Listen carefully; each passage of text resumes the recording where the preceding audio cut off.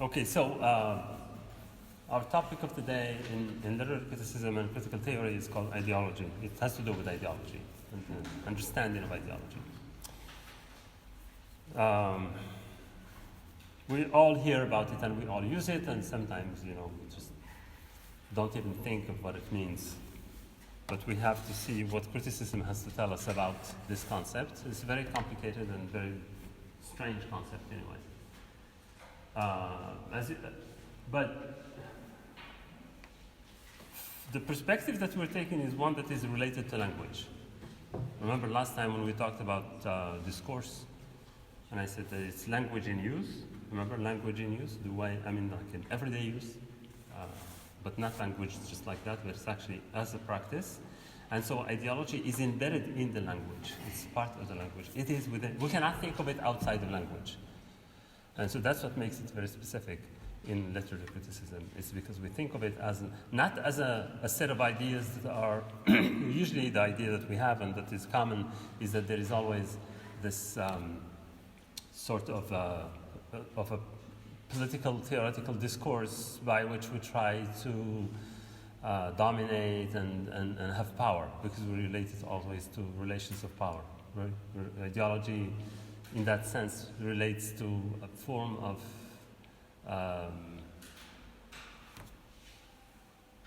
justification of how things are for the purpose of acquiring or maintaining power politically. That is, for example, if you look at any political organization, their ideology is not something that. It's not just a set of beliefs that they have, but it's more than that. It's for them, it's like the instruments through which they can acquire power if they convince people that their ideology is the right one. And actually that their ideology is not an ideology, but it's the truth, right? Because it's always masquerades itself as a truth. My ideology always says, no, it's not ideology, this is the truth. You understand? It always passes for the truth.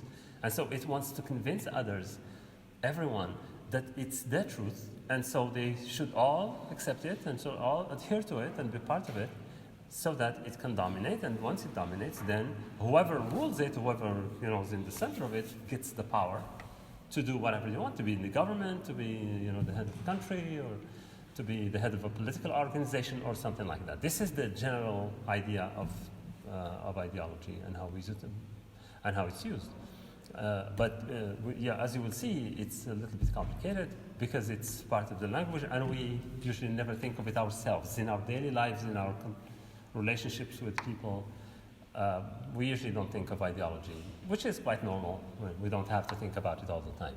It's something we think about in a class, right, in a course, or as you read or in something, but not as an everyday life. But all the critical theorists will tell you that it's actually ideology is everywhere, and even though we don't think about it, it's everywhere.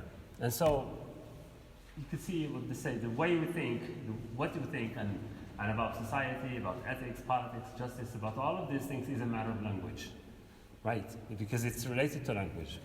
Whatever you think about comes to you through language, and is possible only through language.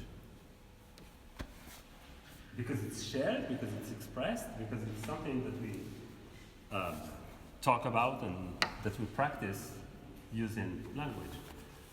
So we have opinions, you have opinions, you have ideas about society, about politics, about lots of things, right? But you're not politicians, right?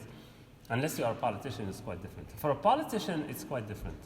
Right? For a politician, the difference between a politician, of course, is that her job is to manipulate. I will tell you why I put her. Right? And her job is to manipulate language in order to influence. Manipulate is just a word, okay? I'm not using it like there is like a kind of a mischievous purpose behind it. It's not manipulating in the sense of tricking people. No, it's just using people, right? Using language. Right?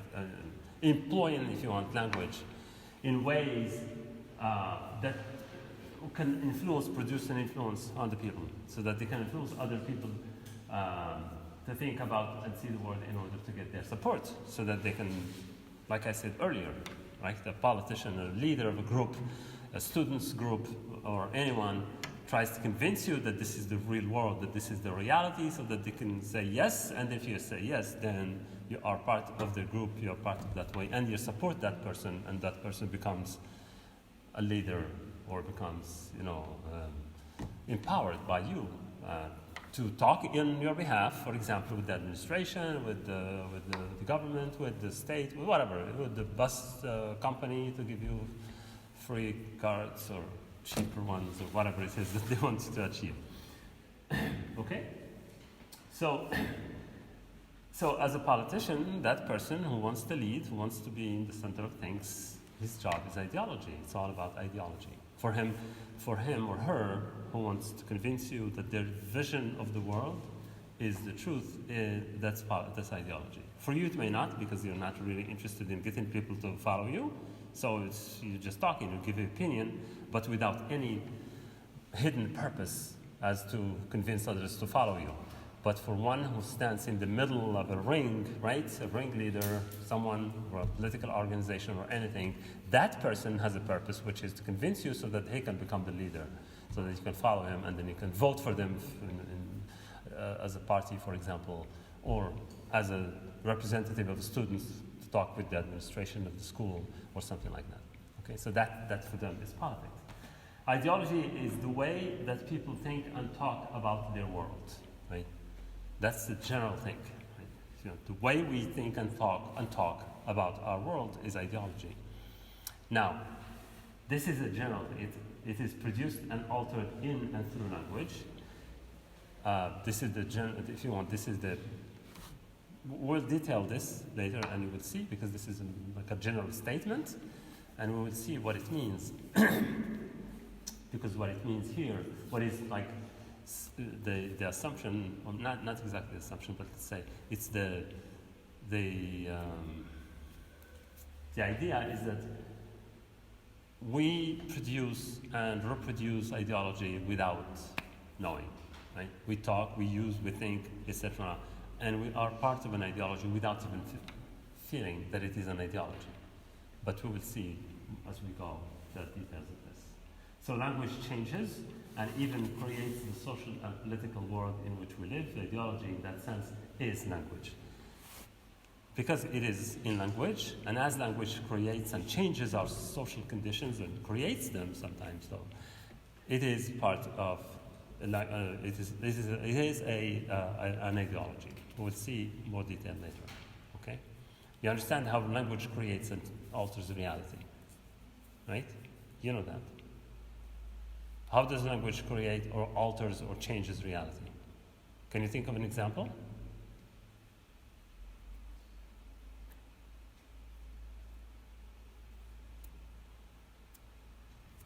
Language, whether spoken or written, doesn't matter.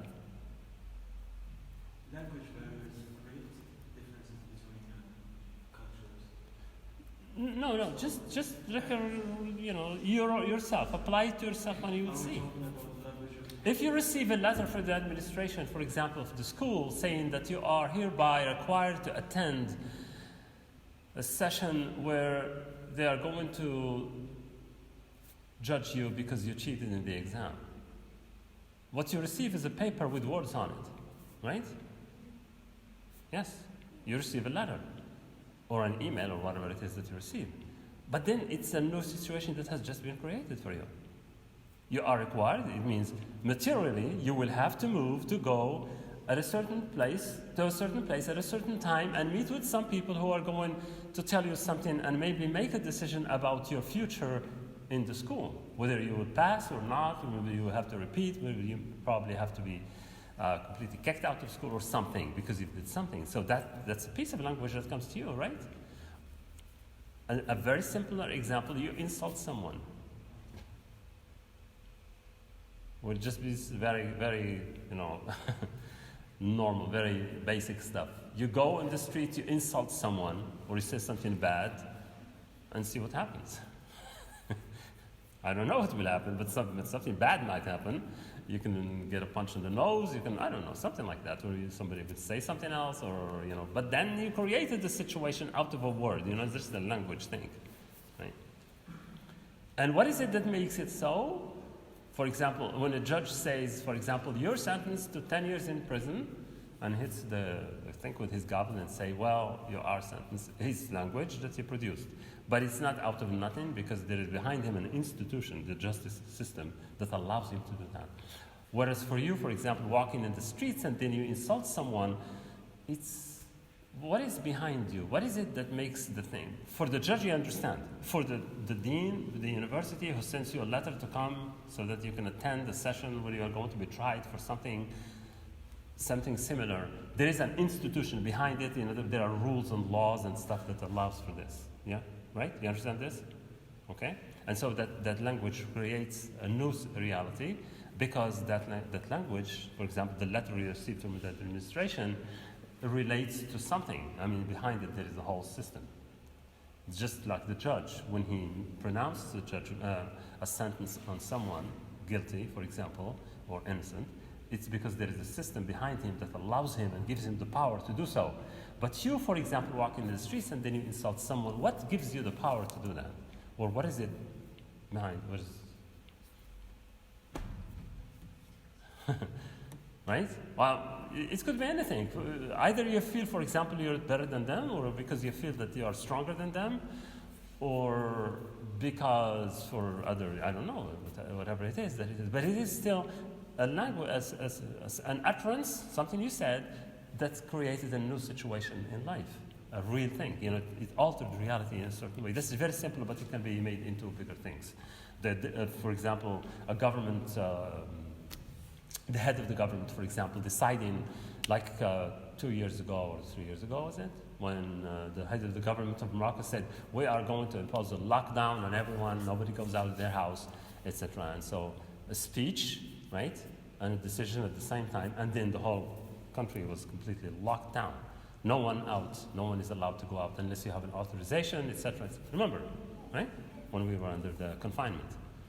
So that it comes as a system, and so it's language, for example. And when you think of it, that the guy is just speaking. He just said something. So why did it happen, right? But it gives you the power, understand that the power of language, and that the power, the political power, the judicial system, everything is in language. But the language doesn't dictate the power. You need to have that power. Yeah. Beforehand. Mm-hmm. I say the whole country goes into lockdown. It's because you have something that allows you to do that. You have the power, right? Just like the judge, for example, when he decides to send someone to prison, it's because there is something that gives him that power to do so. But you, for example, when you insult someone in the school, outside, what is it that gives you the power to do that? But it still creates a new situation. In both cases, you have that. So whether it comes from power or not, it comes from something else. For example, that the word is, by convention, a bad word, right?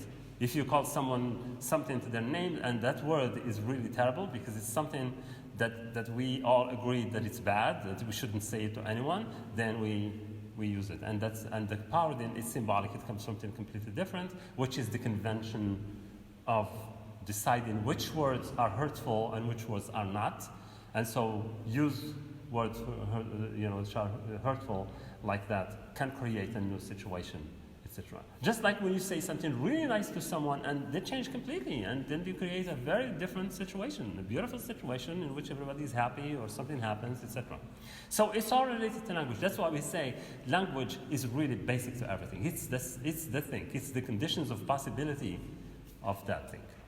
It's the condition of possibility of quality. Language is the condition of possibility of ideology. Without it, there is none. So, for example, here when I'm saying to speak of the politician here as her is in itself an instant of ideology. For example, we could call it politically correct or ideologically motivated. Instead of saying, for example, most of the time we say the politician, and we refer to a he as a man, right? And we always put men in general to talk about men and women. But if you're a feminist, you say no. That's sexist. You're using only men. When you say he does, talking about a politician, but why not she does? You're part of if you say he, then unconsciously you are part of a system of patriarchy. This is the feminist interpretation. You understand patriarchy? Patriarchy. Society controlled by men. I'm sorry? Society controlled by men. By men, yes. Patriarch is the father, is like the man figure, the father figure, the person in charge. It's a man, it's like a man situation, man society. A society that is directed and ordered and controlled by men. They have all the power. It's called patriarchy. The opposite would be matriarchy, with mother, matriarchy, but it doesn't work, it doesn't exist, or maybe it existed in some places that we don't know. It did, yeah, I know. But it's really insignificant worldwide. I mean, mostly it's patriarchy that dominates. And it's an ideology. By feminist standards, it is an ideology because it gives the power, because it's a relation. Like I said earlier, remember, ideology is about power. And if the dominant vision is masculine, then it's power, and the power is given to the men instead of to the women. That's why we have the head of the family, the head of the household is a man.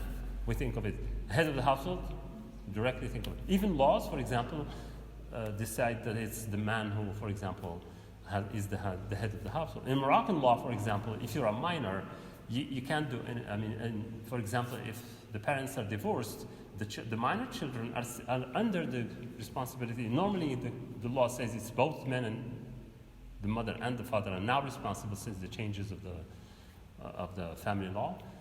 But in practice, it doesn't work. You go to, for example, a mother cannot take her son, a minor son, outside of the city if they're divorced without the approval of her husband. But it doesn't work the other way. A father can take the children out of the country without even letting the mother know that he's taking them out. And that would be quite normal for the law. You go to the judge, says, yeah, well, he's the father. No, the law says that he has to control. It's the practice. Right? Anyway, so these are ideological positions, right? These are all called ideological situations, and we don't think, sometimes we think of them as normal. And they are, from the point of view of the one to whom it benefits, the ideology benefits, they find justifications. For example, it says it's religion. This is what the religions say. I'm only applying religion. And so it becomes justified. But no, it's not. Right? Otherwise, why do we have laws? Okay. So, so to speak of her is an ideological position. Or to use him could likewise be another ideological position too. From a feminist perspective, you say him or he for generally speaking about a politician or something, then so you have to say he or she or him and her / her, etc., so that you are politically correct. In other words, you know that him does not represent all the humankind; it represents only the men, but not the women. Right? So that's just to be specific. Okay, now let's look at some of the political slogans that are famous because they've been. I was looking for one that was used 2 years ago or like a year ago or something by the political party that won the elections in Morocco. Do you remember what it was? Huh? Al-Ahrar, you know Al-Ahrar? The political party called Ahrar al-Muhib. They have a slogan and I could not find it. I can't remember it. I looked and I did not know what their slogan. They had a good slogan. They had like exactly the same thing like in American, it's in American politics. There is always, the parties come with slogans. It started with the Americans, then the Europeans started to do it, and we do it too. Now, all of our political parties, when they're engaged in political campaigning for elections, they start, they have slogans that they want to pass to people so that people can follow them. And I heard one, which sounds like Obama, right? Some slogan, something about change or something about something. I think it's called "You Deserve the Best" in English, right?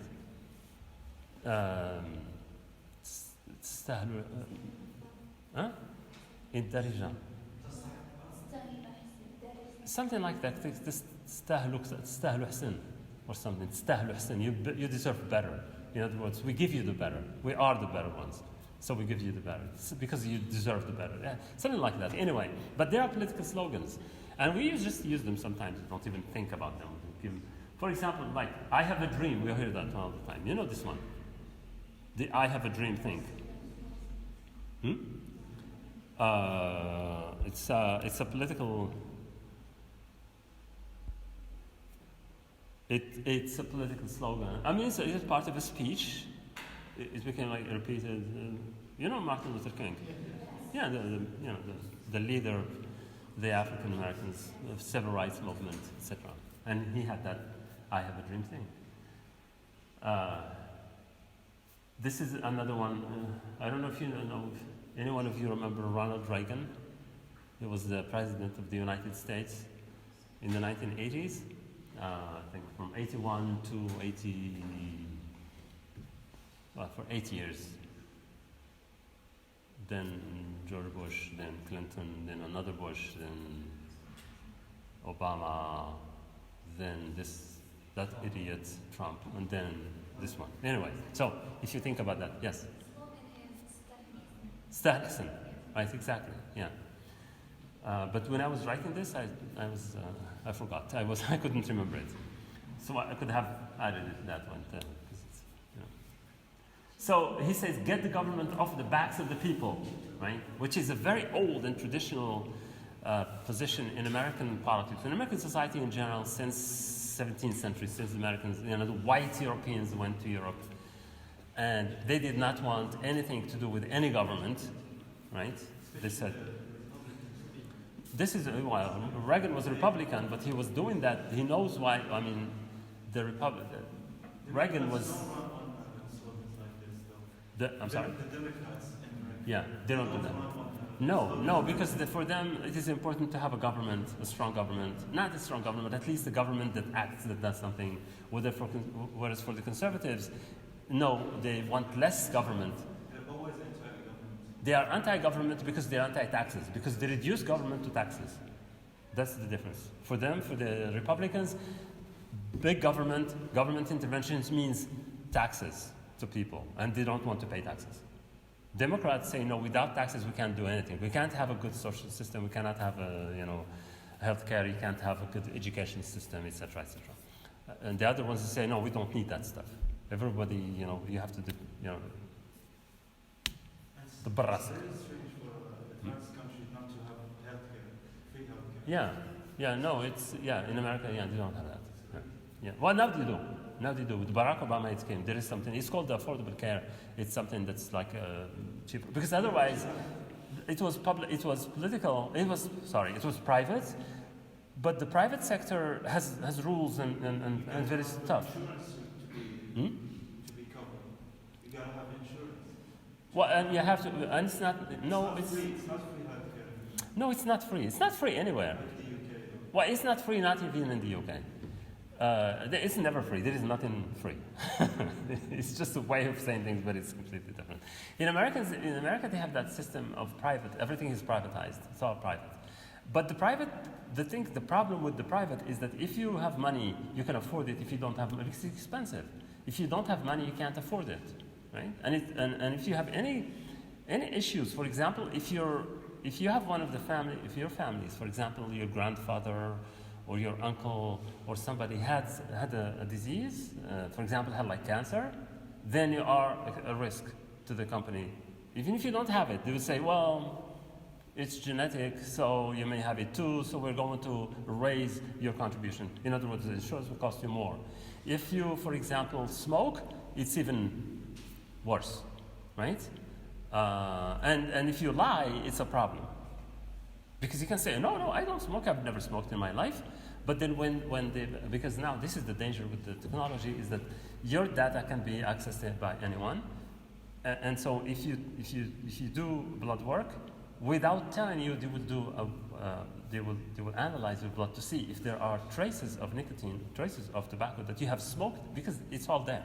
It never goes, right? You have traces. So they would know and then they will charge you more, or if you lied on your papers when you subscribe to the institution, then they will remove the cover for you, and maybe they will even sue you before the law for perjury because you have lied, and then it's worse. Anyway, that's a different story.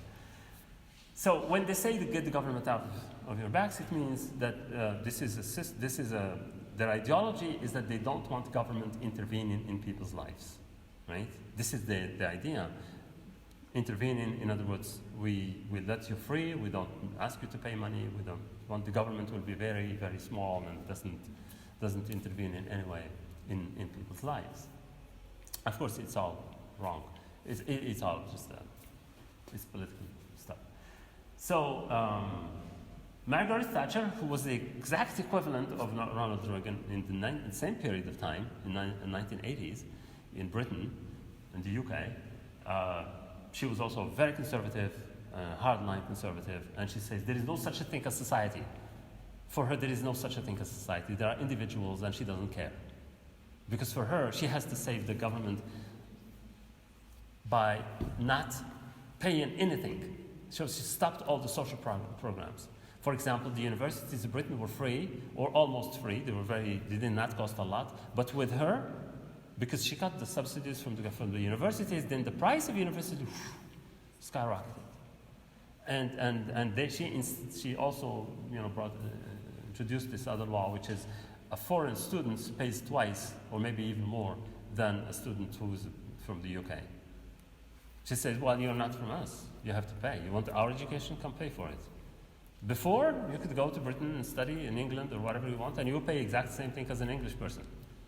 But it was not the same with her. She's changed completely. The only country that kept that for a while was France, and now even the French also are doing the same thing. They say, if you want to study in our university, you have to pay more than the French people, because the French people pay taxes. You don't. Right? It doesn't make sense, because when you're there, you also pay taxes. So you will be part of the system as well. But anyway, those are political things that don't usually, they sound always good, they always sound great, but then there are so many things behind them. So there is another one. This is either with us or against us. This is, remember, with George W. Bush in 2001. This is the guy who invaded Iraq and Afghanistan. It's, caused lots of trouble that we're still dealing with. This is Obama. Says change we can believe in. He said we can believe in change, but he, turned it around. We can believe in change, or yes we can, or stuff like that. Remember those slogans. And this crazy thing with, I forgot to put that. I hate to put his name anyway. It's Donald Trump. Yeah, the MAGA. They call it MAGA. You know that. This is called now the movement is called MAGA. Make America Great Again. MAGA. Okay, it's called MAGA. Okay, so these are political slogans. There's a language to the words. When you look at them, they're just words, but they are powerful words because they have an impact. These are things that influence people's ways of thinking. So, what do these isolated pieces of language have to do with literature, and what can they tell us about the relationship between literature and ideology? Because that's what concerns us. We're not studying politics. We're studying literature and criticism, and so we want to know how those things what those things can tell us about the way we deal with literary texts, how we can interpret them, and how we can use them, etc. The first thing is that literature is also language. So politics is language, literature is language, law is language, science is language, everything is language. Without language, there is nothing, like we said earlier. And so that's the first thing.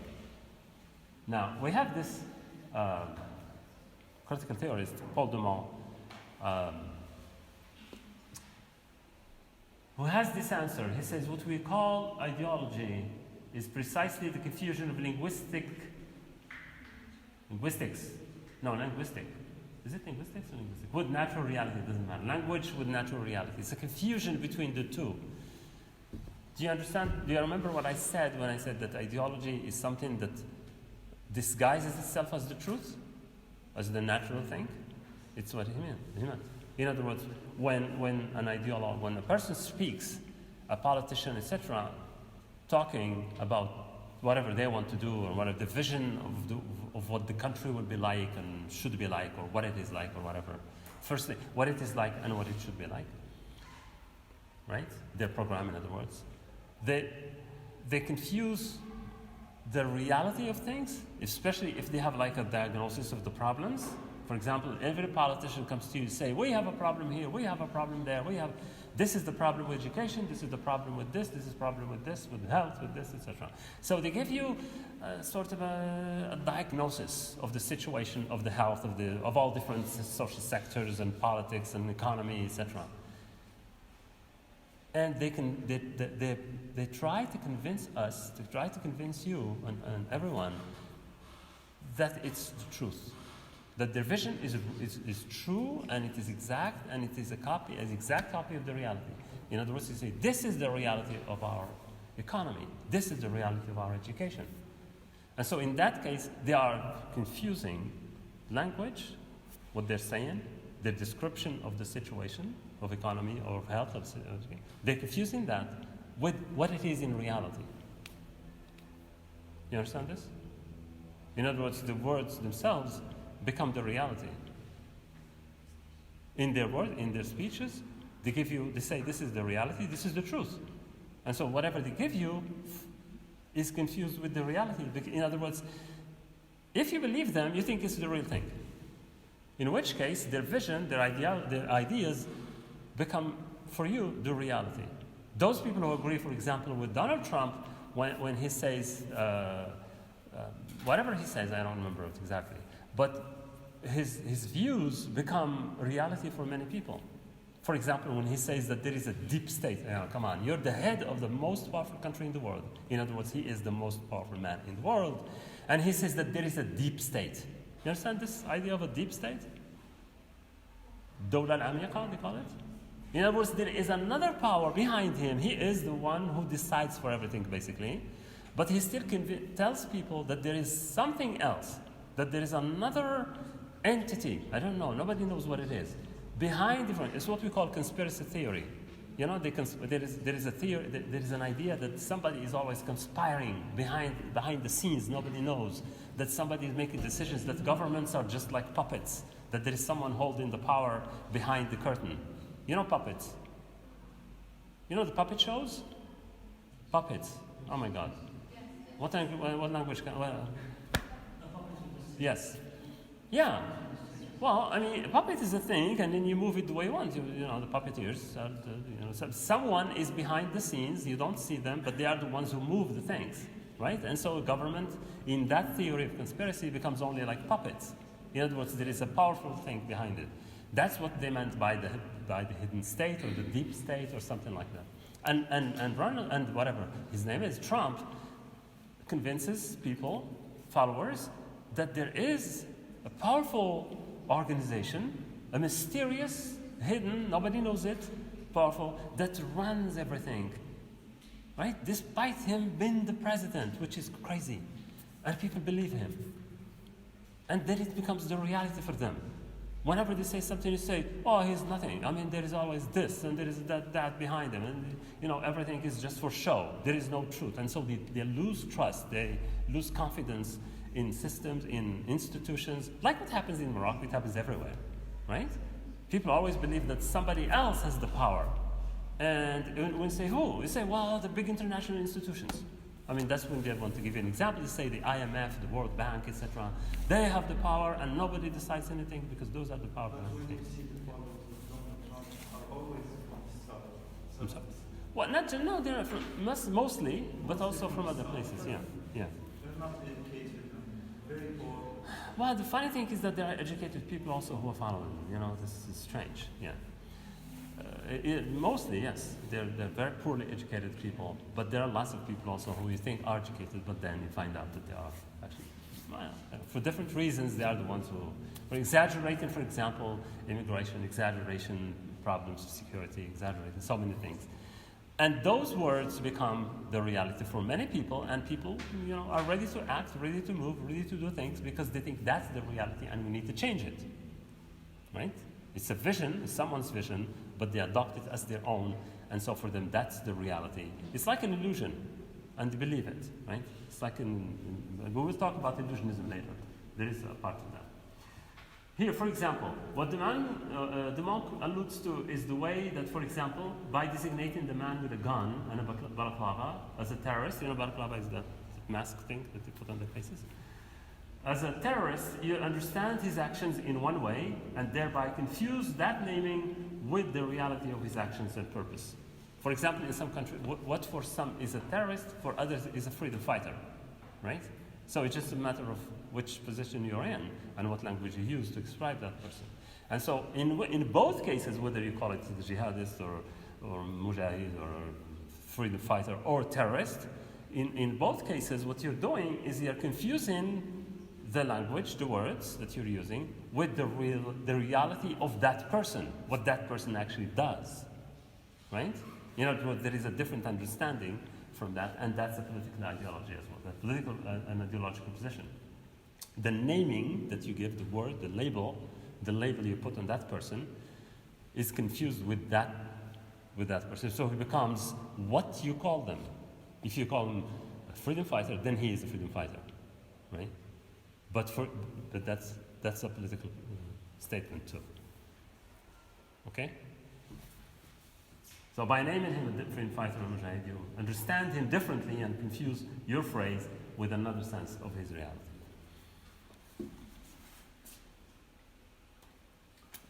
Okay. Don't worry, we're coming to literature. Okay. We're coming to the parts that interest us in the text. Theology has to do with the attempt to establish one of these ways of talking, whether it's jihad, terrorist or freedom fighter, one of these ways, as hegemony. We call hegemony means the dominant discourse or the dominant view. I don't know what word that is. Hegemony, I think it's hegemony. Wow. Domination. Hegemony means domination, right? It's something that dominates the views. For example, in every sometimes you have a dominant discourse, a dominant way of saying things, etc. Politics. So we are what you're doing. It's the attempt to establish one of these ways of describing that person. This is just an example as the hegemony as the one that dominates, because that's the idea. The dominant discourse. And of course, in that case, it becomes the powerful one. If it becomes the dominant discourse, then it's the one that has the power. Any other views will be marginal, will be opposition, will be like protesting or in a form of protest, but not the one. They are on the margins. In other words, any other vision would be, or any other alternative views would be marginal, resistant, positional, call it what you want. But they're not the dominant, not the mainstream, what we call the mainstream. So the man's remark places literature or the art of language. That's the definition. Literature is the art of language. Right? It places literature at the center of political ideological debates. Right? In other words, when you study a piece of literature, a poem or a short story or a novel, and you explain it in a certain way, what you're trying to do is you are trying to establish what you say as the dominant vision, the dominant view of that text, the interpretation, or the dominant interpretation of that text. You understand? You want to make everyone follow you. You want to convince others. That's what it is. When you think about publication, for example, people who publish articles on books and on topics, they come with visions, for example, which they want to spread, to make them popular, to convince the others that that's a good vision, that is an acceptable one, or at least that is even. And the idea of putting, for example, what we call a literature review, when you write an essay, you ask you to have a literature review. I'm sure that you did that in the research methods, where you have to study first what has been written about the topic, and then you cite everything, and you try to place yourself above those. You say, okay, well, my vision is based on these, but it goes beyond them. It goes over, presents something more. In other words, you are trying to dominate that topic for that period, at least for that moment. Just to write this essay or paper or article that you want. You are trying to produce a dominant discourse over the others. so that you can convince your teacher that it's a good one, and then you can get a good grade, right? But it is part of that. It's a small scale, but it's important. So, as the Imam himself asserts, it means that more than any other mode of inquiry, literary criticism and theory is itself a powerful and indispensable tool in the unmasking of ideological aberrations. That's interesting. Literary criticism is also is the way to unmask ideology. Right? It's literary criticism and critical theory and literary theory that allows us to see where ideology is and where it is not. I mean, especially to name it and to see it. This is how we, to identify it where it is disguised, or it's hidden, or it passes for being natural, right? I will give you examples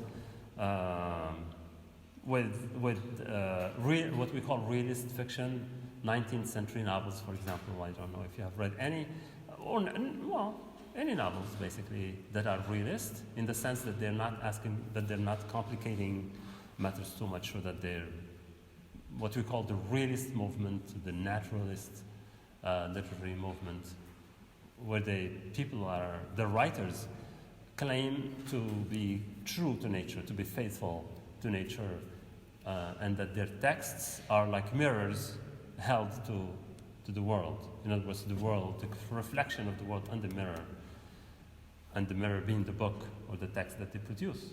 In other words, true image of yourself. Like when you look at yourself in the mirror, you see yourself. Right? So there is the claim that literary text can be like that, or that literary forms, or that theater, or that novels can be the mirror of the world, in which the world can see itself. Okay? And so that's also an ideological claim, because you will see as we go that there is ideology behind it as well. All right. Now we come to some classical definitions of ideology. They are important to know because they help in understanding how ideology works from perspective of literary criticism, because that's what we do. We try to unmask it. We try to unmask ideology in texts and in literary forms, and not just in that, but in anything else. In publicity, in political slogans, in literary texts, in songs, in economic models, in whatever it is that we deal with, in basically everything. In marketing, there is ideology embedded everywhere. And so that we do that through criticism. It's criticism that allows us to see it, because we analyze and then we try to, dismantle those structures. The word ideology has something of a bad name, right? When you hear ideology, we say, oh, that's ideology. And it becomes like not something interesting. Or something, it's not, you don't want to be called ideological because it has a bad reputation. It's almost like an insult. If someone says, oh, that's just ideology, then you have diminished its value. When you say it's ideology, it means you are within a certain limit and you're talking about certain things from a certain perspective because you have an objective, you have something, right? And so that's why it's not good. It's not a good reputation. It's not a word of a good reputation. But the Marxists have a different view. Marx has a different view, and this is the definition. The notion of ideology is that of false, according to Marx, it's false consciousness. What he calls false consciousness. In other words, our representation of the world, of the reality, the way we think and we perceive our reality is false. Right? So it's the system of ideas and representations which dominate the mind of a man, say the man, right? Because this comes from that book, right? From Althusser. The man or a social group. It's the system of ideas and representations which dominate the mind of a man or a social group of a man. So it's in other words, the way we perceive the world, the way we see it. That's ideology. And in that case, each one of us has this ideology because it's our way of seeing the world. And And I want you to connect things because we're not just looking at things separately. I talked to you earlier about, before, I don't know what session, but we talked about that our visions of the world are not really our visions of the world. Remember that? Our view, our world view, is not totally like unique to myself.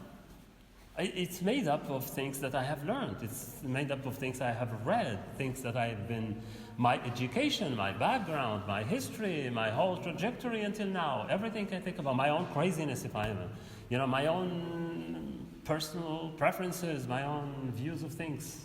It's a mixture of lots of things. So you can't call it just purely your vision. Whatever you expose about the world, whatever you say about reality, the world, politics, whatever, when you say it, there are traces of many things in it because it doesn't come from nothing, but it comes from your whole life, from your context, from your social background, from the culture in which you grew up, from the living conditions that are yours, from so many things. And so they are all influential in making us. So your personality, what you call a personality, it's the same. Personality is basically based, I will give you an example later how personality becomes, how personality or subject, how we are subjects, we are constituted as subjects and how we become subjects. This is coming in the next slides.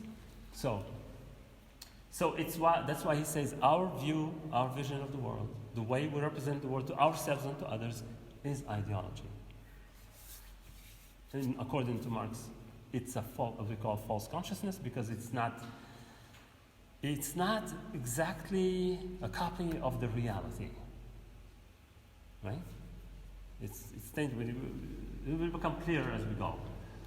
Louis Althusser, this is a French neo-Marxist, a philosopher, a French philosopher, the 20th century French philosopher. He's has a great influence in critical theory.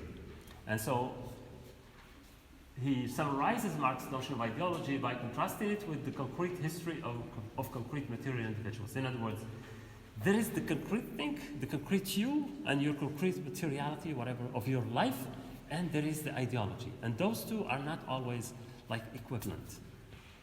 And especially because they're not equivalent, that's why it's called false consciousness. In other words, our false comprehension and understanding of the world, that's ideology. In which case it is false. It's not the real one. That's why, for example, the Marxists, Marx, there is the infrastructure, in other words, the material life that we have. It's the one that determines how we think.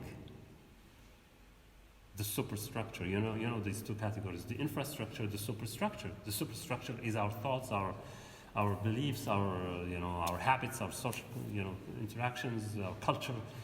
But those are determined. Those come from the material life, our material conditions. Okay, that's the connection. I don't know if are you still following me or you got lost? I hope you're not lost. Okay. Anyway, I'm explaining things because nothing is on its own. You're gonna have to connect things. And this is the whole thing is about connecting the dots, right, from different things. So ideology is therefore a pure dream. It's an illusion, if you want. It's an empty and vain and an imaginary assemblage. This is the definition that he gives of ideology. Right? Our vision of the world, if you think, for example, whatever you think about your society or where you live, becomes only your representation of it. And it's limited to whoever you are and where you grow up with. But it's not the reality. It's the reality, in other words, the materiality, the concrete world, is completely different from what you represent. Okay? Ideology for Althusser represents the imaginary relationships of individuals to their real conditions of existence. It's the imaginary relation.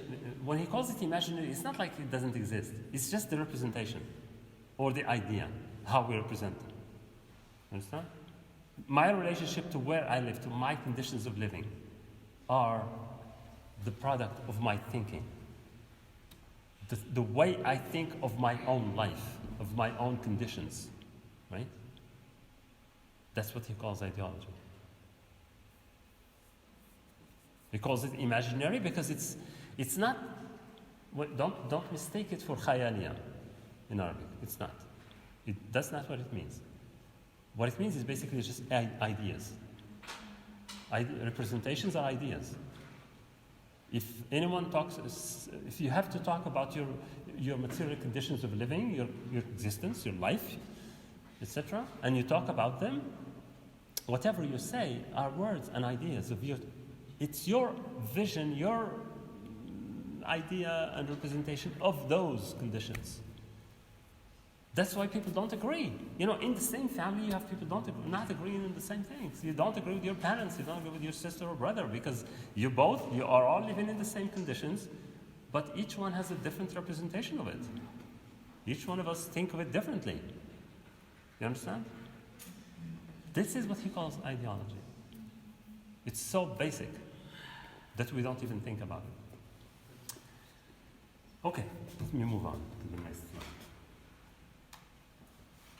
In our family, we share almost the same ideology. Not all the time. It It's depends. not too specific to, because it's a difference of opinion.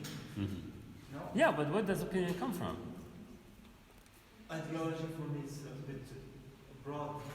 That's what we were talking about. Yes. About Yeah. religion, if you believe in God or not. So That's not. Well, it's not supposed to be. Well, it is, but it's not. Well, it's a bit more broad subject. that's what I was explaining in the beginning. But then I was giving you this other explanation that actually ideology is anything that does not relate, that relates only in terms of ideas to the real conditions. Right? You have your material conditions, your material life, and then whatever representation you have of it is ideological. Because at the end of the day, when you look at it, it is part of a larger discourse on reality. No, I'm just talking about in just a specific family. I will give you a specific family in which one person is a liberal, for example, and one is a Marxist. Yes. But in our country, for example. In your country, in my family, Yes. myself and my son, who is a communist. Yeah. Just in this case. But that's the thing. I explained to All them. Muslims Yeah. they believe in God. No, that's larger. No. No. Yeah, well, that's Lots of families. no, that's large. I'm not talking about that. Right? That's not what I meant. That's not the if you go like that, then you haven't understood nothing of the whole thing that we're trying to make here. There is that large language. We haven't gone there yet, right? Where we speak about broadly about politics or about a larger vision that we all share, right? Which is called ideology, right? But even what it says here, even at the individual level, your own little thing is ideology because it's part of a larger one. It will relate to that one, whether it's that one or this one or this one or this one. Do you understand what I'm saying? Even at the individual level, because as a subject, you think of yourself as natural, as real, etc. But you are not, because you were born into a society, you're born into language, you're born into so many things that are there before you. We are determined, in a way, because we are born into a language. You're born into a religion. You're born into a culture. It did not come with you. It's not biological. We are biologically determined to speak. We're biologically, engineered, if you want, to speak, to use language. But depending on where you fell, when you're born, whether you're in Scandinavia or in South Asia, you will speak a different language. And it's, it's just things how things are, where your parents were at the time, where your mother was at the time, so you're born in somewhere where you live. So we are born in this situation. We're born in this country or that country or this language, this culture, and we speak that culture and that language, right? But we are, and so, but whichever place you're born in, and whichever culture, language, literature, religion you're born into, you are born into something that pre-exists you, right? And so your visions, your ideas will be framed within those larger discourses, if you want. You understand this? Okay? So there is that large one that you're talking about, but there is also at the specific level, at the individual level, where it starts from there, and it is it's partly larger than that. When he says, for example, that ideology is a dream, or that ideology is our representations of the world, our representation of the world may not be different from yours, right? Because we are part of a larger context in which those ideas are common. These still are ideology in this vision, in this view. Does that make sense? Yes, Okay. it does. Okay. Any questions? Yes. So what's the difference between philosophy and ideology? Philosophy is what allows you to say how ideology works. Ideology does not explain philosophy. Philosophy explains ideology, I think. So they are like slightly related. They're related. Well, ideology is not,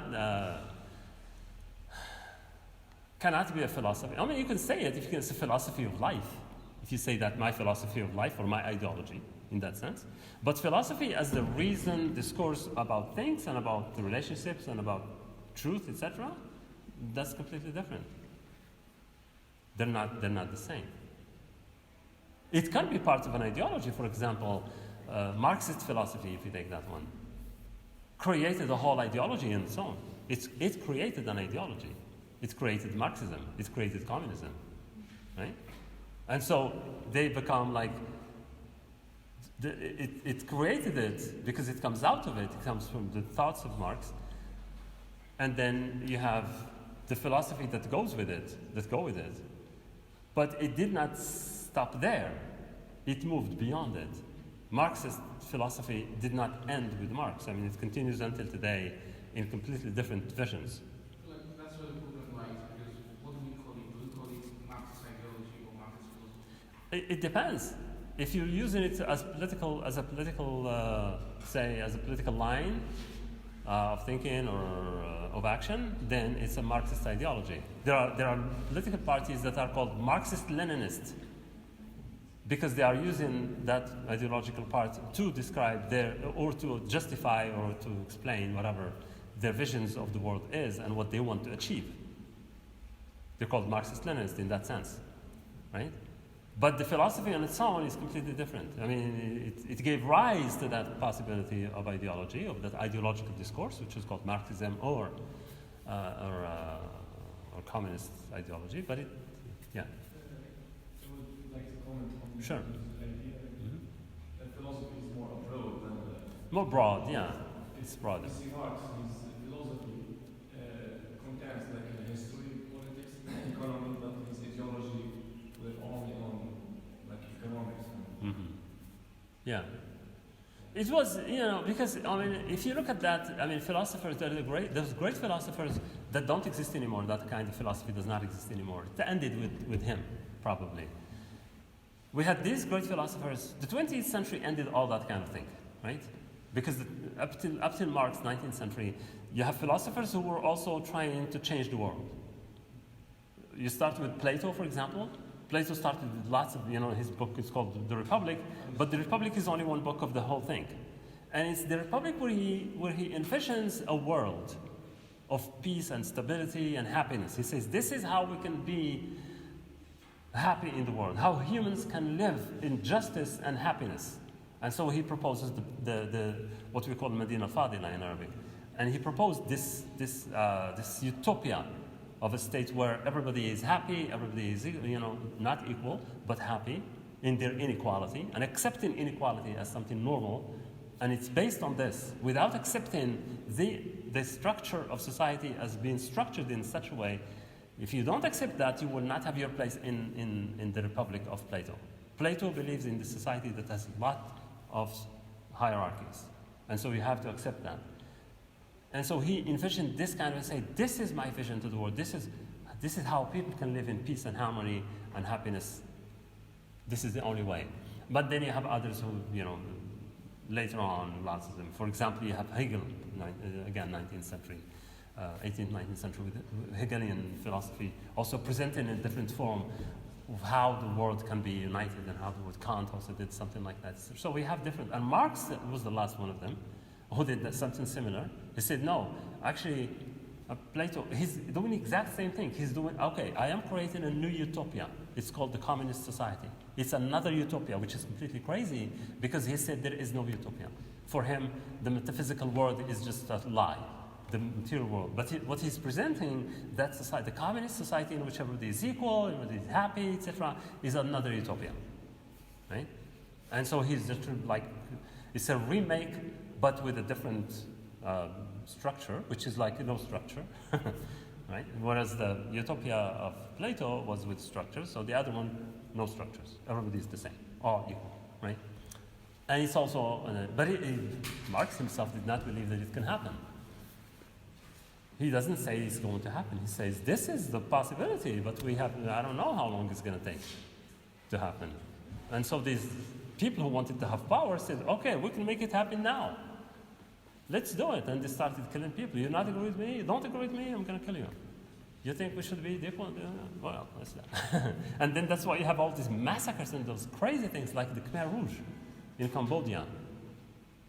Do you know Cambodia? Have you ever heard about Cambodia? Where this group of people, these crazy guys, who went and studied Marxism in France and in Europe and came to their country and wanted to create an ideal society, a utopian society where everybody is equal. And they said, well, we have to start by wiping out people's heads. No religion, no beliefs, no superstition, nothing. And so they started killing the people, and they killed over 2 million people there in the 1970s. It was horrible what they did. Pol Pot. I'm sure you heard about Pol Pot, the leader of that group. The Khmer Rouge, it's called Khmer Rouge. They were called Rouge Red because they were communists. But it's like an exaggeration. It's completely crazy what they've been doing. So many people tried something like that in different places. It didn't work. It did not work. Because that's really stupid. Anyway, yes? What about the Soviet Union, China, and other? Well, look at the Soviet Union now. Does it exist? Of what? This kind of ideology, as you said, Marxism. The Soviet Union did not. Yeah, well, the Soviet Union. Marxism is against religion and Yeah. people who adopt this ideology kill people in. That's what they did too. In Soviet Union, that was the thing, especially with Stalin. But as you can see, it did not work. It's imploded. It's like it fell on its own because it was all fake. The whole thing was like, they had to keep it with power. Anything that you have to force it with power on people will not hold. Right? Any system that you force people to, in other words, by forcing them to accept it against their will not stay, will not continue. It will fall. This is what we learn from history. And every attempt in any country, look at Iran today. It's falling apart. It's the only thing that keeps them going is because they're using weapons. They say the people, if you don't follow us, we will all kill you. If we have to, we will kill half of you. But you have to stay in this system. You're not allowed to change the system. It's what happened in Libya. Gaddafi was crazy. He said, kill them all. These are all rats. Because they did not agree with him, or he didn't like, said, shoot everyone. And he started shooting people. Look at it now. It's a mess. But it will, one day it will be okay. But it was crazy. I mean, when you force that system on people, it's an ideology. This is the idea of ideology that we have. That's something that we force on others. By force. And in those countries, it's by force. And it will not stay. It's in South Africa, the same. Apartheid in South Africa was a system, and it was like forced by the law, by the gun. In other words, black people, if they did not accept it, they would be shot. And that's what happened. If you don't agree with them, they will shoot you or prison you. And they kept Mandela for 27 years in prison. But then at the end, it collapsed. Everywhere. Nazism is the same. The Nazi government, it's always the same thing too. They were forcing that system. It happened in Spain, in Italy, in Germany, in so many countries. And that's the kind of ideology that we're talking about. That's like an exaggerated form, really. That's like it becomes completely irrational. Whereas ideology is basically rational because it explains the world to us. It's practical and it's changing. It's anything because the world changes and we changes with it, and our views of the world change as we grow, as we change our social status, etc. Things change. You don't stay the same all your life, right? Since you were born until you die, so many changes happen in you and around you because that's the normal way of life. Let's move on, okay? But we will talk about this more as we go. So Terry Eagleton, this is another guy. This is very interesting. You have to look at his. Go to YouTube. Terry Eagleton is on YouTube. There are lots of conferences that he gave, and he explains so many things. It's really amazing. He has a great sense of humor. He's an English guy, but he's very famous as a theoretical. He writes a lot, and if you don't have time to read his stuff, you can go on YouTube and watch them. Write his name. Ideology is a set of doctrines. It signifies the way men live out their roles in class society, because he's also a Marxist, by the way. Or say a Marxian, right? Those who have moved away from classic Marxism into something, but still the general principles of Marxism are there. The values, ideas, and images which tie them by their social functions and so prevent them from a true knowledge of a society as a whole. See, which is interesting. It says, which prevents them from a true knowledge. In other words, our representations are limited, right? So we don't get the whole picture. We don't get the full picture by just our views of life, etc. He says, these are dictated to us. When he says, it signifies the way men, it also says men. Strange, right? Not men and women, it just says men. Men live out their roles in class society. We live in class society. So he said, how we live our roles in that society of classes, the values, the ideas and images which tie them, the people, by their social functions and so prevent them from a true knowledge of society as a whole.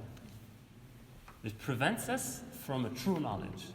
In other words, there are, like we said earlier, representations, and representations are limited, they're constrained, they're determined by conditions, by material conditions, and so we have different ones, and so nobody has the full picture. Nobody can give you the real reality of the whole world or of society. For example, there is no political party that will convince you, if you are critical enough, that what they say about Morocco is the truth. It's only partly, probably, but most of it is not the truth, because it's hard to get the truth of the world. You have to get so many perspectives in order to be able to approach the truth in a certain way, but not the full truth. So from a post-structuralist perspective, the notion of ideology is fundamentally suspect. We suspect it. We're always like, oh, there is something wrong there. There's something, we have to be careful with it, since it relies on a questionable opposition of true and false. Right? Because it says this is true, a politician who gives you their view of the world, of society, basically, saying that this is true and this is false. What he says is true, and the other people, other parties, or other politicians' views are false. And so it's the polarity of false and true. Remember, I told you about post-structuralism in previous sessions, that it is based, it's not based. It is based on dismantling. It is based on dismantling these oppositions, true, false, right?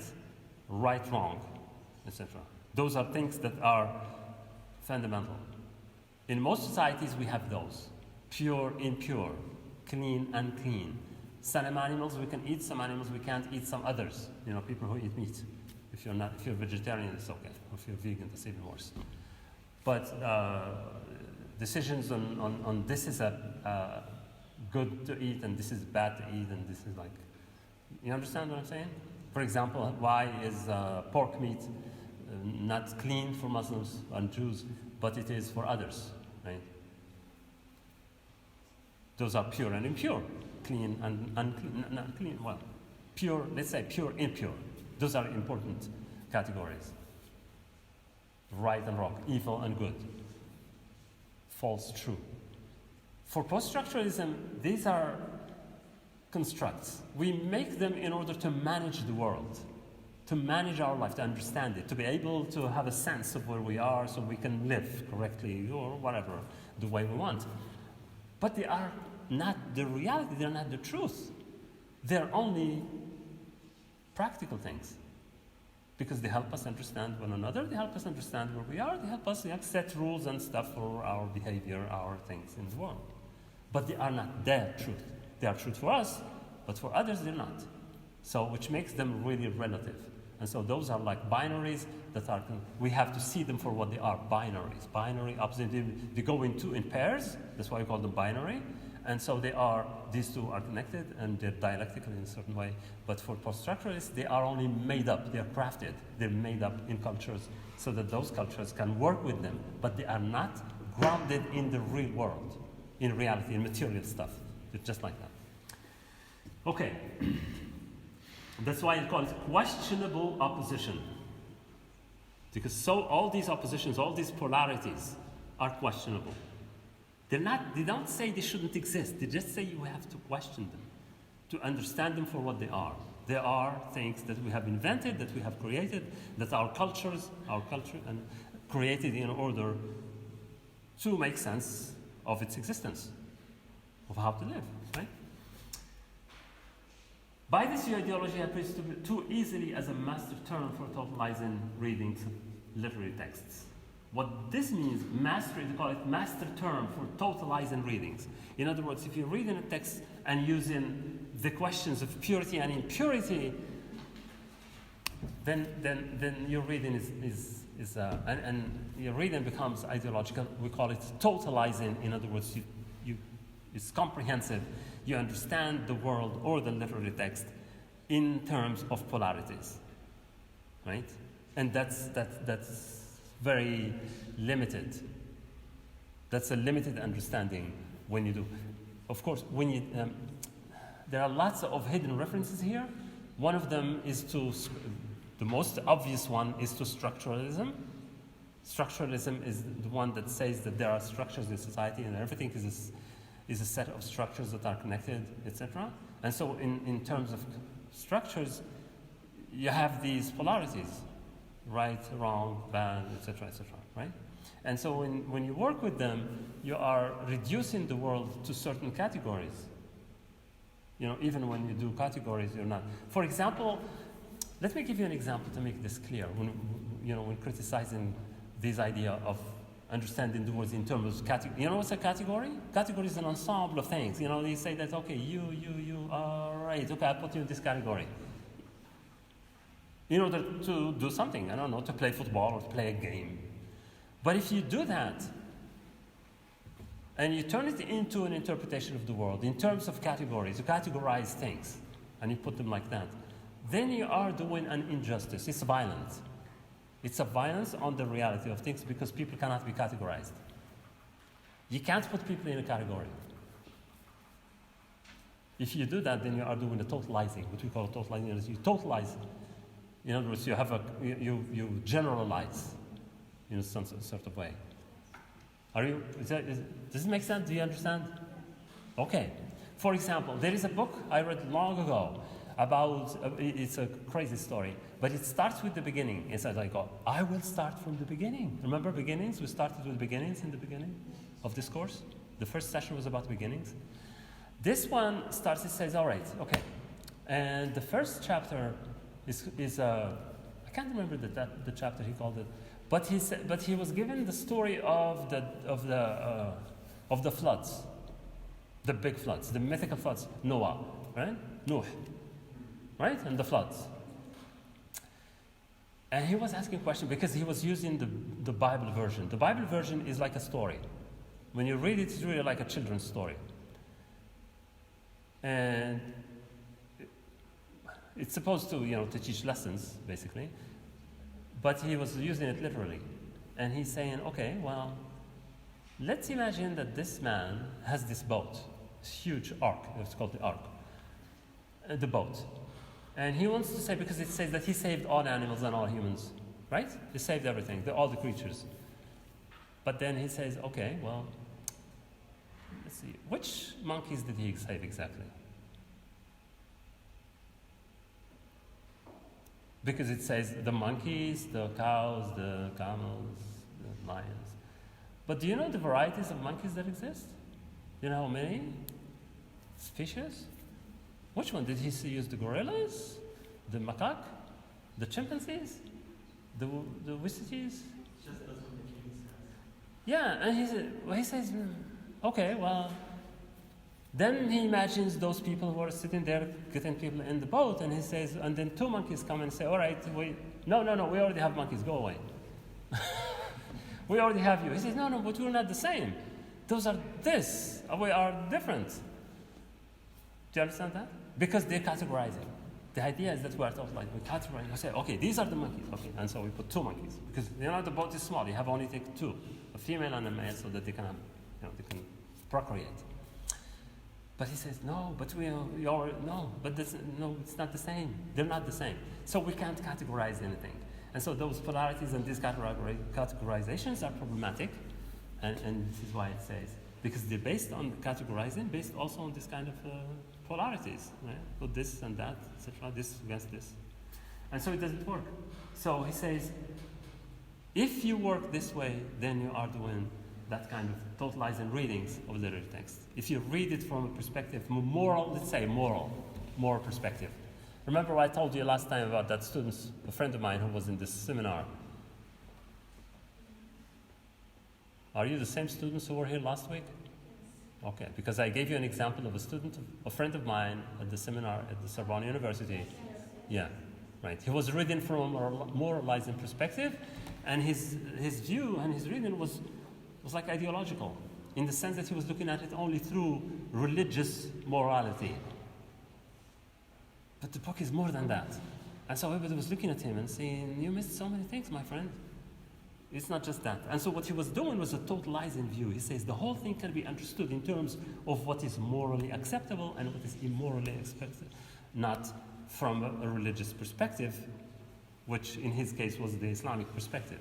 And so we did not work with the others because they say, no, wait a minute. You are reducing it to something smaller than it is.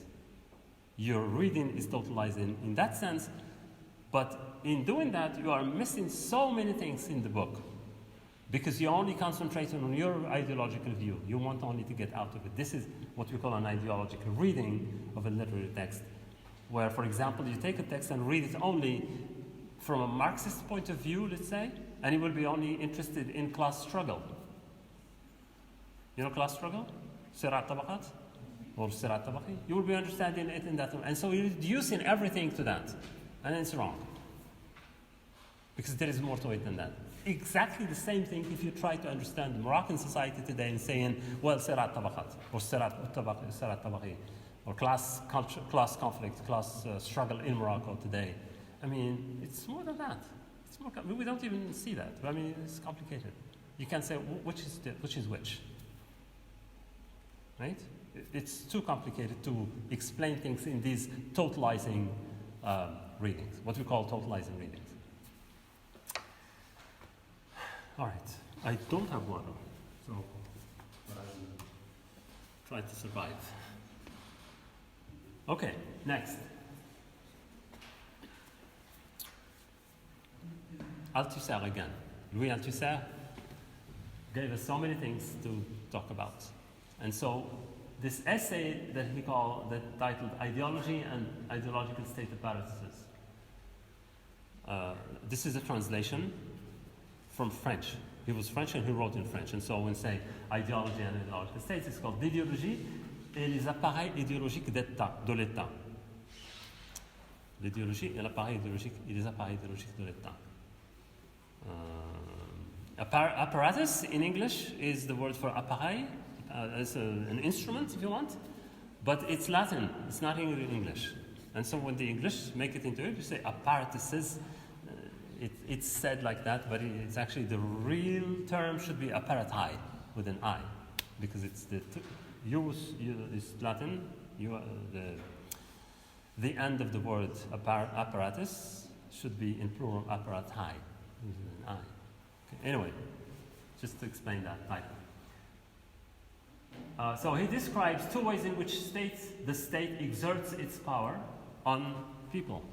The first one is it uses what he calls repressive state apparatus, or appareil d'état répressif in French. Repressive state apparatus, the RSA, it's the army, the courts, the police, the judges, the prisons, etc. These are repressive. In other words, if if you're not good, then we deal with you with this. The state deals with us using the police, the judges, the courts, the prison, the army, etc. Right? It's the repressive system of the state. And then there's this other one, it's called the ideology. This is soft. This one is softer. That one is like really brutal. That's when you go in the streets and you start to make a riot, then they send the police. And they start hitting you with their clubs. The other one is more soft, or it's softer, right? It's called the ideological state apparatus, the ISA, and that is to say schools, religions, institutions, the media, the culture, all the things that that go through the media and goes through the school. That what you learn at school, what you go through the mosques or the church or whatever you go to, those things that you learn, and those are imbued, they're filled with an ideological vision where the state tries to keep stability using those systems and institutions to keep people quiet.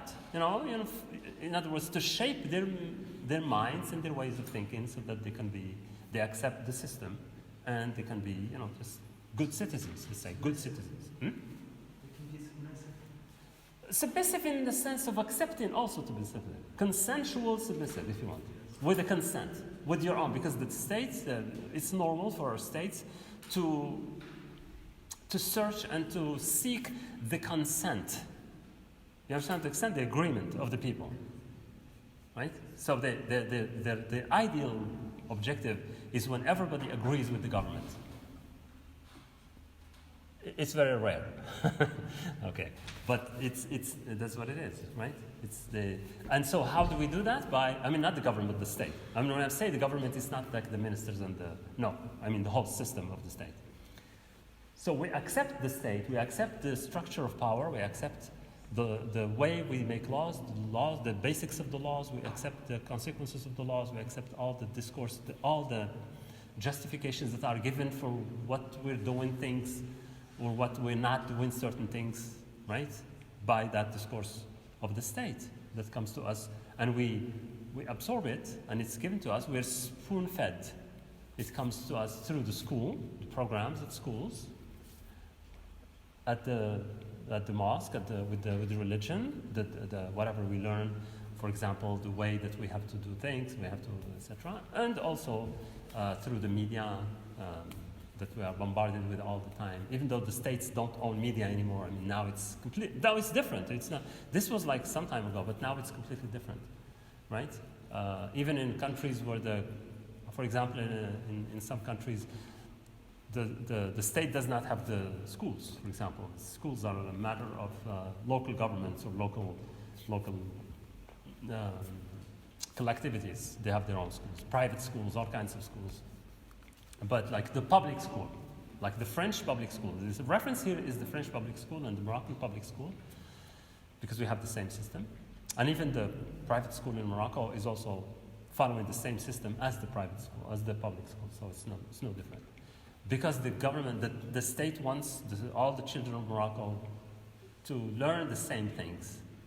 It's because they create a cohesion, right? Because it creates cohesion between people. So that's an ideological step too, right? And so these are the systems by which the government or the state exerts its power, either by force, by the brute force of police and the army, or by this other soft force of convincing people through teaching them those things and making them think in a certain way, etc. Okay? The only thing that escapes this is the universities. It's the only the university where actually those things, not for long, and not even somewhere now in many places, those things have disappeared, right? Because the government, also the states now, in many countries in the world, and including in our country, tries to control the program so that the students don't learn other things that you should not be learning, or to unlearn what they have learned. Because what you're doing now is unlearning what you have learned. You become more critical, right? You become rebellious, etc. So that's not very good for the government. Anyway, but that's the things, this has been the case since universities have been created in this country. Universities have always, had this thing about, teaching students to become a little more critical. In other words, it's like doing this, right? Explaining the structure of power, explaining how things work, etc., so that people can be aware of that. The central insight of this essay is that ideology is bound up with the constitution of the subject. We will see that. Bound up with the constitution of the subject. Right? What does that mean, Gandhi? In other words, we grow up with it. It's in us. We incorporate it. It becomes part of us. Because from school, right? From family, from the school, from the religion, from the media, from the culture, we are learning ideology. We go with it. It's part of us. What I said earlier about we are born into a discourse. It's like you are born into the oxygen. Imagine that we are actually, creatures who live outside of this atmosphere. We will be conditioned by the other atmosphere, whatever it is. Then we would be completely different. People who don't need air to live. But since the beginning of humanity, we are conditioned by the existence of this atmosphere around us. We have to have oxygen to live, otherwise we will die. Right? So it's part of that. It's like being in that system. So it's bound up with the constitution of the subject that man is an ideological animal by nature, meaning that people constitute or define themselves as humans through ideology. The category of the subject is constitutive of all ideology, but at the same time, the category of the subject is only... This is a quote. It's a complicated quote, because it's like saying things and, whatever. You look at it and you can read it and understand what I'm talking about. But I will explain to you what it means simply. Okay, simply put, that subject, in other words, people,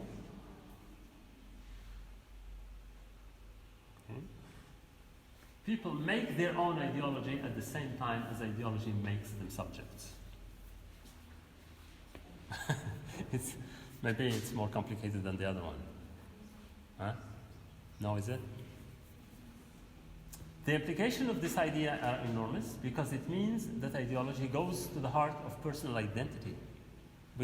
Like I said, we're born with it. Okay? We're born into it, not with it. We're born into it, and so it is part of us. Of how we conceive ourselves as subjects in the world and all that this involves. Althusser avoids a reductive opposition of ideology and reality by suggesting that ideology makes our reality in constitution us as subject. In other words, there is this opposition of reality and this, but it has to be, ideology covers it. The idea of ideology is that it covers the reality for us because it gives us the reality and says this is the reality. But the real reality is something that we cannot access. Right? The thing in itself, if you want. There is the phenomenon, the thing that we see, and the thing in itself. These are two things. Because in between, there is a construction. There is our mind, right? Our minds constituted. Mind creates things for us, etc. Okay. Shall I go on? Or shall I stop? I don't know if I have your attention or you have lost focus. Tell me.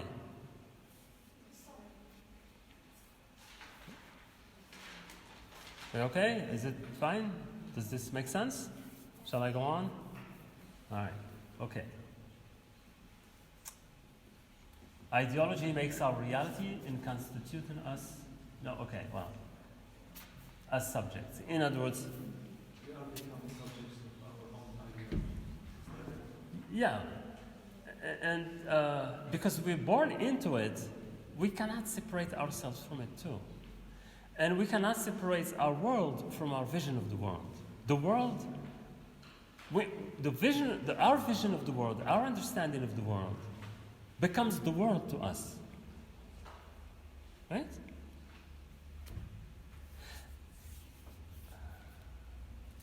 Okay, let's do a theoretical example. You take two people, right? Two children. Both born to their mothers, but one is born in this world, in our world, right? In like let's say in society somewhere, where the question, where the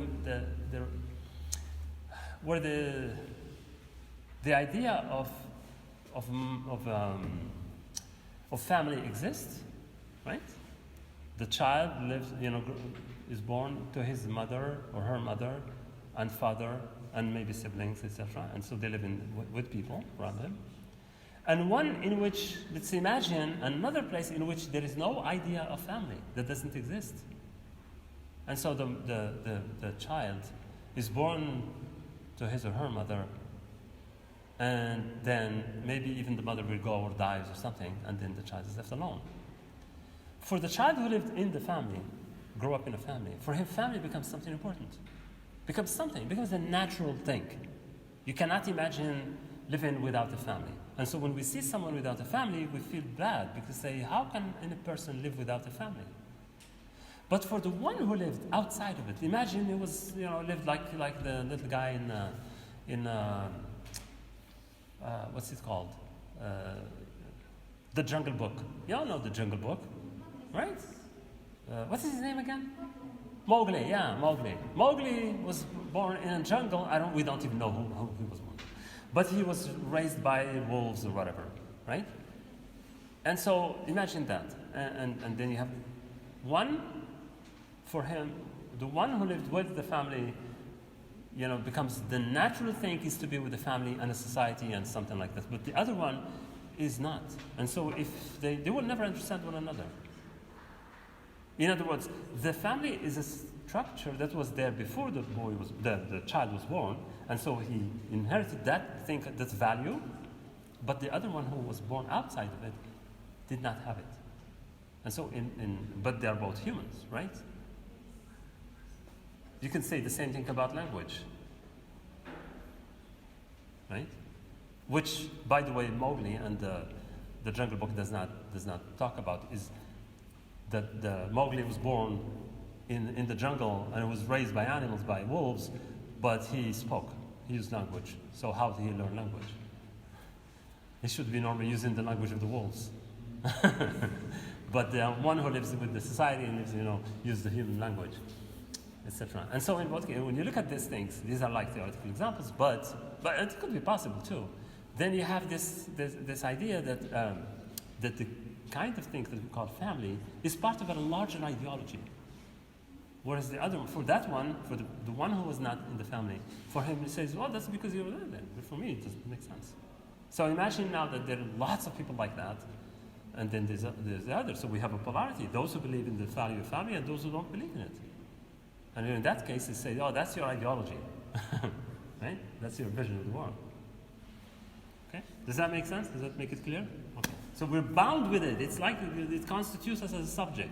So the boy or the girl who was brought up, who was born into a family, this idea of family is constitutive of his own identity and personality. In other words, as he grows or as she grows, they will reproduce the same model. They will marry, they will have a family. Huh? You inherit it, and then you perpetuate it by reproducing it after. And the other one will do the same on the other hand. Okay? And so that's why he says it's constitutive of the subject, of who we are subject. Right, okay, what is the other one? He says it interprets as complete, whatever. You can jump those, it calls it subject, human. Even to be human becomes an ideology in that sense. Anyway, okay.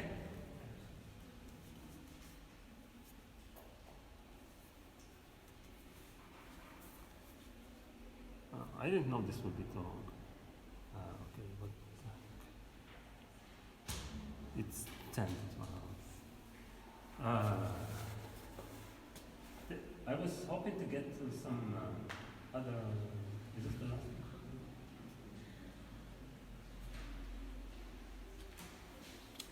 I think I gave you too much, right? For today. Any questions? before we stop. Oh, we have our last session is next week. I will finish these slides. There are only like 2 or 3 left, but I don't want to keep it longer. And then we can have like a larger discussion. I hope you can come with questions, with any kind of questions relating to the subject of the course, to the exams and the way of what you expect and what you want, etc. So we can have a large, a very big discussion about this and how we can incorporate this and ways. And I would like to ask you in which way you would like me to examine you in the exam. What would be the perfect exam for you? Perfect exam questions for you. Think about that. What do you want? What do you want me to ask you in the exam? That's what that's what I want you to think about. And give me next week. When you come back, come to me with options. What do you want? What do you want? Based on what you learned. How do you think this should work? I don't really care about exams, but I want to know that you have learned something, that you understood something of this. That's what is important for me. Not learning by heart or just memorizing, but actually getting something. Just like a perspective of things, on things. That's the most important thing. Okay? All right? Okay, so then I'll see you next week.